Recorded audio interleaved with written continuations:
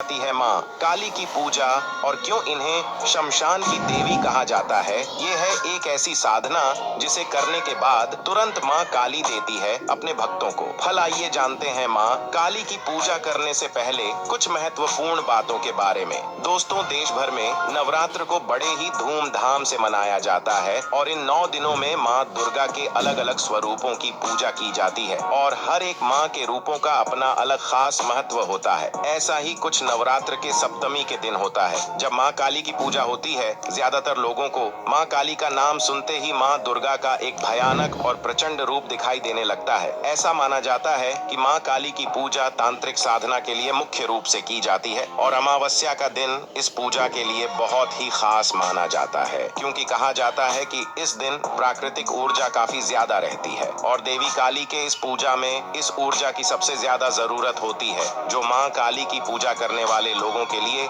सबसे अच्छा रहता है। ज्योतिष शास्त्र में कहा जाता है कि अमावस्या के दिन अशुभ ग्रहों का प्रभाव बढ़ता है और इस समय माँ काली की पूजा से ये अशुभता को नष्ट किया जा सकता है और इसी वजह से अमावस्या के दिन खासकर रात के समय माँ काली की पूजा का विशेष महत्व है और इसे आध्यात्मिक और धार्मिक दृष्टिकोण से महत्वपूर्ण माना जाता है। दोस्तों, जब भी आप सभी माँ काली की मूर्ति या फिर किसी टीवी सीरियल में माँ काली का स्वरूप देखते हैं तो वो अपने हाथों में एक कटा हुआ सर लिए रहती हैं, जिससे रक्त टपकता रहता है। भयंकर रूप होते हुए भी माँ काली अपने भक्तों के लिए कल्याणकारी मानी जाती है। काल रात्रि माता को काली और शुभंकरी भी कहा जाता है। ऐसा बताया जाता है कि ये दुष्टों के बाल पकड़कर खड्ग से उसका सिर काट देती हैं और इसी तरह माँ काली ने राक्षस रक्त बीज से युद्ध करके उसका वध किया था। अगर आप भी माँ काली की पूजा करते हैं तो आपको ये जानना बेहद जरूरी होता है कि अमावस्या की तिथि भी माता काली की पूजा अर्चना करने के लिए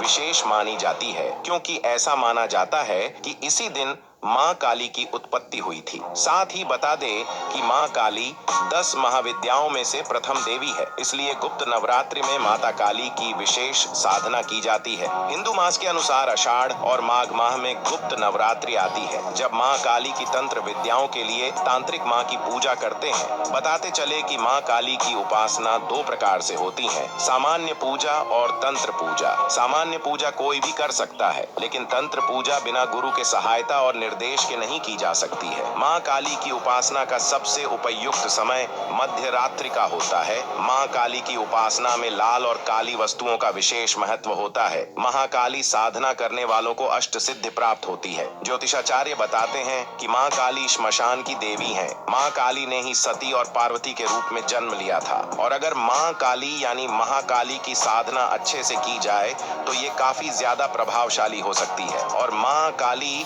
तुरंत अपने भक्तों को फल देती है। तो दोस्तों, वीडियो पसंद आई हो तो इसे लाइक शेयर कर